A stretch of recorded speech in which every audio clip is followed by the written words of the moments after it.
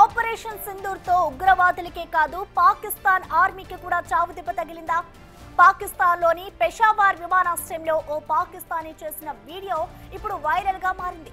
అక్కడి నుంచి 4 యుద్ధ విమానాలు వెళ్లాయని, కేవలం 2 మాత్రమే వెనక్కి వచ్చాయని అతను చెప్పుకొచ్చాడు. మరి మిగతా 2 పాకిస్తాన్ యుద్ధ విమానాలు ఏమైనట్టు? ఇదే ఇప్పుడు అందరిలో చర్చకు దారితీసింది. వాటిని భారత ఆర్మీ కూల్చేసిందా? ఈ చర్చ కూడా జరుగుతోంది.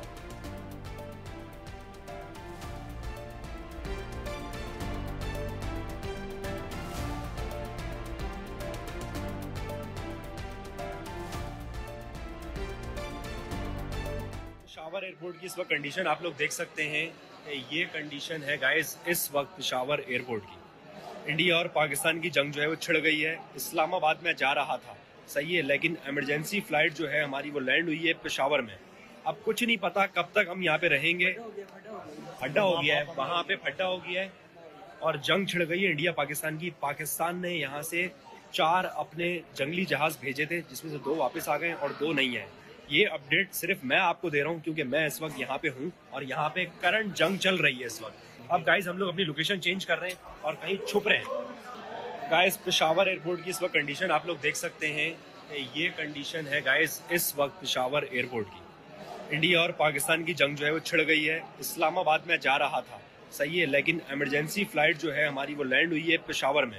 अब कुछ नहीं पता कब तक हम यहाँ पे रहेंगे।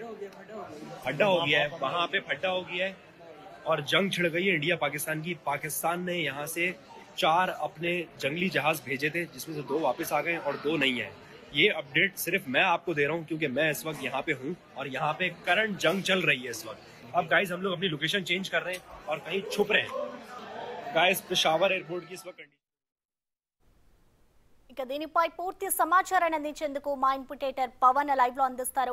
పవన్, మనం చూస్తున్నాం, ఇటు ఏదైతే పాకిస్తాన్ లో దాడి జరిగిందో ఇటు భారత్ ఇటు ఆర్మీకి కానివచ్చు, అలాగే పాకిస్తాన్ ఉగ్రవాదులు కూడా ధీటుగా ఎదుర్కొందనే చెప్పుకోవాలి. దీనికి సంబంధించి ఒక పాకిస్తానీ ఒక ప్రత్యేక సాక్షిని అంటూ కూడా ఆయన ఒక వీడియో రిలీజ్ చేశాడు.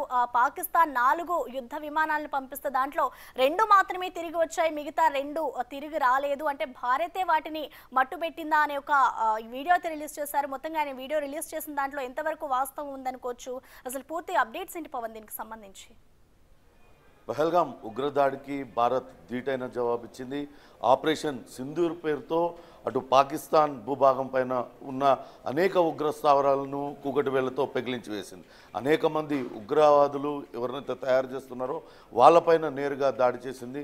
మసూద్ అజర్ ఆయన కుటుంబంలోనే 10 మంది దాకా మృత్యువాత పడ్డారంటూ స్వయంగా మసూద్ అజరే ఒక ప్రెస్ నోట్ రిలీజ్ చేశారు. అంటే కేవలం ఉగ్రవాదులు భారతదేశంలో సీమాంతర ఉగ్రవాదాన్ని ప్రోత్సహిస్తున్న కొన్ని సంస్థల్ని టార్గెట్ చేసి ఈ ఎయిర్ స్ట్రైక్స్ అనేవి జరిగాయి. నిన్న జరిగిన అర్ధరాత్రి జరిగిన ఎయిర్ స్ట్రైక్స్, దాదాపుగా 23 నిమిషాల పాటు జరిగిన ఎయిర్ స్ట్రైక్స్తో అటు పాకిస్తాన్ మొత్తం కూడా కంపించిపోతున్న పరిస్థితి. మొదటి నుంచి కూడా పహల్గాం దాడి ఘటన తర్వాతే అటు పాకిస్తాన్లో అనేక రకాల వదంతులు వచ్చాయి. పహల్గాం దాడి తర్వాత ఖచ్చితంగా భారత ప్రభుత్వం పాకిస్తాన్ పైన యుద్ధం ప్రకటిస్తుందనే భయం అక్కడ పౌరులతో పాటు సైనికుల్లో కూడా వచ్చింది. దానిలో పెద్ద ఎత్తున సైనికులందరూ కూడా రాజీనామాలు చేసి సైన్యానికి వెళ్ళిపోతున్నారు. చాలామంది లీవ్లో వెళ్ళిపోతున్నారు. ఏకంగా సైన్యాధ్యక్షుడే అటు మునీర్ ఆయన అజ్ఞాతంలోకి వెళ్ళిపోయాడు, విదేశాలకు పారిపోయాడనే వదంతులు వచ్చాయి. కానీ మునీర్ ఇంకా కూడా అక్కడ ఉన్నారు ప్రస్తుతం. కానీ ఇప్పుడు మనం చూసిన వీడియో పెషావర్లో ఒక ప్రయాణికుడు తీసిన వీడియో. వాస్తవానికి అతను ఇస్లామాబాద్ దాకా ప్రయాణించవలసి వచ్చింది. కానీ ఇప్పుడు నెలకొన్న ఉద్రిక్త పరిస్థితుల నేపథ్యంలో పెషావర్లోనే ఆ విమానాన్ని దించేసి అందులో ఉన్న ప్రయాణికులందరినీ కూడా అక్కడ పెట్టారు. పెషావర్ విమానాశ్రయం మొత్తం కూడా కిక్కిరిసిపోయింది. అక్కడ కూడా భయాందోళనకు లోనవుతున్నారు. అక్కడ ప్రజలందరూ కూడా భయాందోళనకు లోనవుతున్న పరిస్థితి అయితే ఉంది. ఇస్లామాబాద్ వెళ్ళవలసిన తనని ఇక్కడ దించేశారు.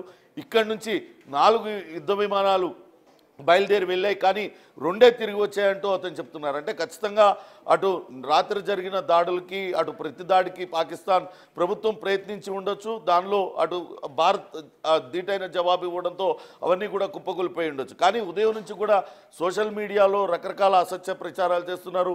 భారత్కు చెందిన యుద్ధ విమానాలను కూల్చివేశాం పాకిస్తాన్ అంటూ, పాకిస్తాన్ అనే కొన్ని ప్రచారాలు అయితే జరుగుతున్నాయి. కానీ ఇప్పుడు అటు పాకిస్తానీ పౌరుడు చేసిన వీడియోతో చాలా స్పష్టంగా అర్థమవుతుంది. గట్టి దెబ్బ పాకిస్తాన్కు తగిలింది. పాకిస్తాన్ మొత్తం కూడా కంపించిపోతుంది, భయాందోళనకు లోనవుతున్నారు. ఇక్కడి నుంచి మేము వేరే ప్రాంతానికి వెళ్ళిపోతున్నాం, ఎక్కడైనా దాక్కోవాలి అనే పరిస్థితి సాధారణ పౌరుల్లో ఉంది. అంటే నిజంగానే నిన్న జరిగిన ఎయిర్ స్ట్రైక్స్తో పాకిస్తాన్ కొంత భయానికి గురైందనే మనం భావించాల్సి ఉంటుంది. మొత్తం మీద ఇక్కడితో ఆగేది లేదు. ఖచ్చితంగా సీమాంతర ఉగ్రవాదాన్ని ప్రోత్సహిస్తున్న సంస్థల్ని, ఆ సంస్థలకు అండగా నిలుస్తున్న పాక్ ఐఎస్ఐకి బుద్ధి చెప్తామంటూ ఇప్పటికే భారత ప్రభుత్వం అటు ముఖ్యమంత్రి ప్రధానమంత్రి మోడీతో సహా ఇతర కేంద్ర మంత్రి అమిత్ షా తదితరులందరూ కూడా ప్రకటించారు. ఖచ్చితంగా దీనికి తగిన జవాబు చెప్తామంటూ కూడా చెప్పిన నేపథ్యంలో మరిన్ని దాడులు ఉండే అవకాశం ఉన్నట్లుగానే భావించాల్సి వస్తుంది. ఖచ్చితంగా ఉగ్రవాద స్థావరాలు ఎక్కడైతే ఉన్నాయో అటు పాక్ ఆక్రమిత కాశ్మీర్లో కావచ్చు, అటు పాకిస్తాన్ భూభాగం పైన ఉన్నా ఎక్కడ ఉన్నా కానీ వదిలిపెట్టేది లేదు. ఖచ్చితంగా తగిన జవాబు చెప్తామంటూ అటు భారతదేశం చెప్తుంది. ఇప్పటికే అటు అంతర్జాతీయ సమాజం కూడా భారతదేశానికి మద్దతుగా నిలుస్తుంది. ఇప్పటికే అటు పాకిస్తాన్ రకరకాల ఎలిగేషన్స్ భారత ప్రభుత్వం పైన పెడుతూ ఉంది. అటు పాక్ భూభాగం పైకి అటు ఇండియా ఫైట్ చేస్తుంది, ఇక ఇతరత్ర అనేక అసత్య ప్రచారాలు చేస్తుంది. అటు అంతర్జాతీయ సమాజంకి కూడా ఇదే పిక్చర్ చూపించే ప్రయత్నం అయితే పాకిస్తాన్ చేసింది. కానీ ఎటువంటి మద్దతు కూడా ఇంతవరకు పాకిస్తాన్కి లభించలేదు. ఎందుకంటే పహల్గామ్ ఉగ్రఘటన పైన మొత్తం అటు ప్రపంచవ్యాప్తంగా ఉన్న అన్ని దేశాలు కూడా ముక్త కంఠంతో ఖండించాయి.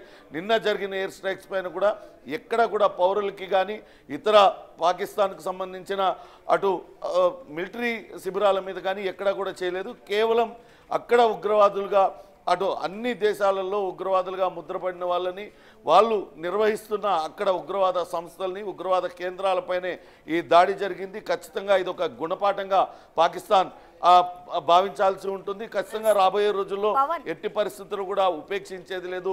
మరిన్ని దాడులతో మొత్తాన్ని మట్టుబెడతామంటూ భారత్ గట్టి జవాబు ఇచ్చినట్లుగా భావించాల్సి ఉంటుంది. ప్రసన్న, పవన్, ఇప్పటికే చూసుకుంటే ఇప్పుడు ఏదైతే ఆపరేషన్ సింధూర్ ఈ ఘటన జరిగిందో ఈ దాడికి సంబంధించి ఇటు ఇప్పటికే ఇంకా ఇది జస్ట్ ట్రయల్ మాత్రమే, ఇంకా భారీ యుద్ధమే ఉంది అంటూ కూడా భారత్ ఇప్పటికే ప్రకటించింది. మరి దీన్ని బట్టి చూస్తే ఇటు ఉగ్రవాదులకే కాదు పాక్ ఆర్మీకి కూడా ఇది ఒక గట్టి ఎదురుదెబ్బ అనుకోవచ్చా? ఖచ్చితంగా మొదటి నుంచి కూడా ఉగ్రవాద సంస్థలకి పాకిస్తాన్ ఆర్మీ వెనుక నుండి వెన్నుదన్నుగా నిలుస్తుంది. ఇటు సీమాంతర ఉగ్రవాదాన్ని ప్రోత్సహిస్తుంది. ఇక్కడ ఉగ్రవాదులుగా మారుతున్న వాళ్ళని మారడానికి వాళ్ళందరికీ కూడా ట్రైనింగ్ ఇస్తుంది. వాళ్ళకి అత్యంత ఆధునిక ఆయుధాలన్నింటినీ కూడా ఇస్తూ వాళ్ళను అటు హింస వైపు ఉగ్రవాదం వైపు ప్రోత్సహిస్తుంది. మొన్న అటు పహల్గామ్ ఘటనలో కూడా ఇద్దరు పాకిస్తాన్ జాతీయులు ఇటు అక్కడ పహల్గామ్లో కాల్పులు జరిపారు. మరో ఇద్దరు స్థానిక ఉగ్రవాదులు వాళ్ళకు సహకరించారు. వాళ్ళందరి దగ్గర ఉన్న ఆయుధాలు డ్రోన్ల సాయంతో కావచ్చు, లేకుంటే నేరుగా అందిస్తూ ఎప్పుడూ పాకిస్తాన్ ఇటువంటి విద్రోహ చర్యలకు పాల్పడుతుంది. అటు లష్కర్ తోయిబా కావచ్చు, ఇతర ఉగ్రవాద సంస్థలు దీని వెనకాల ఉంటాయి. వాళ్ళ వెనకాల ఐఎస్ఐ ఉండి ఈ కుట్రలన్నీ కూడా చేపిస్తూ ఉన్న నేపథ్యంలో నిన్న జరిగిన దాడులతో అటు కేవలం అటు బావల్పూర్లో కావచ్చు, ఇతర ప్రాంతాల్లో కూడా బావల్పూర్లో అతిపెద్ద మిలిటరీ బేస్ పాకిస్తాన్కి ఉంది. కానీ దానికి అత్యంత సమీపంలోనే అటు మసూద్ అజర్ నిర్వహిస్తున్న ఉగ్రవాద శిబిరం కూడా ఉంది. మసూద్ అజర్ ఉగ్రవాద శిబిరాన్ని మొత్తం ధ్వంసం చేసిన భారత సైన్యం ఎక్కడా కూడా పాకిస్తాన్ మిలిటరీ దానిపైన దాడి చేయలేదు. అంటే ఇది నేరుగా పాకిస్తాన్కు ఒక వార్నింగ్గానే భావించాల్సి ఉంటుంది. నిన్న కావాలనుకుంటే అటు మిలిటరీ బేస్ని మొత్తాన్ని కూడా ధ్వంసం చేసి ఉండేది. కానీ అటువంటి చేయకుండా మేము తలుచుకుంటే ఏదైనా చేస్తామనే ఒక సంకేతాన్ని అయితే పాకిస్తాన్కి ఇచ్చినట్లుగా భావించాల్సి ఉంటుంది. మొత్తం 9 ప్రాంతాల్లో ఉన్న ఉగ్రవాద శిబిరాలన్నింటినీ కూడా నేలమట్టం చేసింది. ఇప్పటికే 100 మందికి పైగా ఉగ్రవాదులు ఈ దాడిలో మృతి చెంది ఉంటారని భావిస్తున్నారు. ఇది పాకిస్తాన్ సైన్యం నేరుగా ఎప్పుడు కూడా యుద్ధం చేయలేక ఇటువంటి సీమాంతర ఉగ్రవాదాన్ని ప్రోత్సహిస్తుంది. ఇది ఖచ్చితంగా పాకిస్తాన్కు పెద్ద ఎదురుదెబ్బగానే భావించాల్సి ఉంటుంది. ఇప్పుడు మనం అటు పెషావర్ ఎయిర్పోర్ట్లో ఆ పౌరుడు పాకిస్తానీ పౌరుడు చెప్తున్న దాన్ని బట్టి అక్కడ పాకిస్తాన్లో అల్లకల్లోలంగా ఉంది. ప్రజలందరూ కూడా తీవ్ర భయాందోళనకు లోనవుతున్నారు. పహల్గామ్ ఘటన తర్వాత భారత్ చూస్తూ ఊరుకోదు. ఖచ్చితంగా ఇప్పటికే యుద్ధ మేఘాలు కమ్ముకున్నాయి. భారత్కు అటు పాకిస్తాన్కు భారత్ ధీటైన జవాబు చెప్తుంది.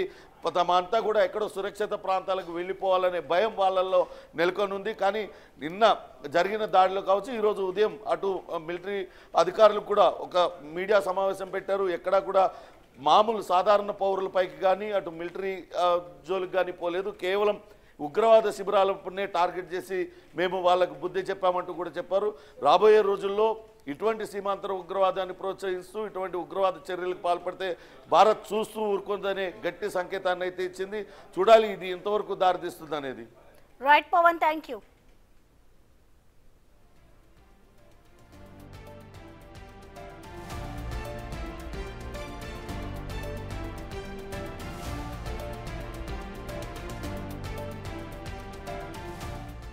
कंडीशन आप लोग देख सकते हैं, ये कंडीशन है गाइस इस वक्त पेशावर एयरपोर्ट की। इंडिया और पाकिस्तान की जंग जो है वो छिड़ गई है। इस्लामाबाद में जा रहा था, सही है, लेकिन इमरजेंसी फ्लाइट जो है हमारी वो लैंड हुई है पेशावर में। अब कुछ नहीं पता कब तक हम यहाँ पे रहेंगे। फड्डा हो गया है, वहां पे फड्डा हो गया है और जंग छिड़ गई है इंडिया पाकिस्तान की। पाकिस्तान ने यहाँ से 4 अपने जंगली जहाज भेजे थे, जिसमें से 2 वापस आ गए और 2 नहीं है। ये अपडेट सिर्फ मैं आपको